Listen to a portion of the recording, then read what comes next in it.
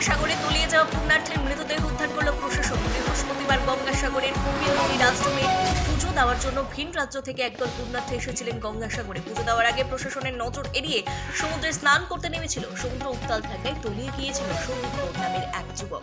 বৃহস্পতিবার থেকে ওই যুবকের খোঁজে লাগাতার তল্লাশি চালিয়েছে প্রশাসন। ব্লক প্রশাসনের পক্ষ থেকে বেশ কয়েকটি নৌকা নিয়ে তল্লাশি অভিযান চালানো হয়েছিল। অবশেষে বসন্তপুর এলাকা থেকে ওই পুণ্যার্থীর দেহ উদ্ধার করে সিভিল ডিফেন্সের কর্মীরা ও গঙ্গাসাগর কোস্টাল থানার পুলিশ রাতে মৃতদেহ উদ্ধার করে পাঠানো হয়েছে সাগর গ্রামীণ হাসপাতালে। আজ মৃতদেহ ময়না তদন্তের জন্য কাকদ্বীপ মর্গে পাঠানো হবে। ময়না তদন্তের পর মৃতদেহ পরিবারের হাতে তুলে দেওয়া হবে।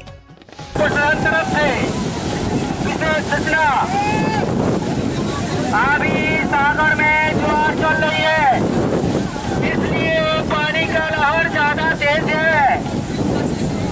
आप सभी ध्यान दीजिए।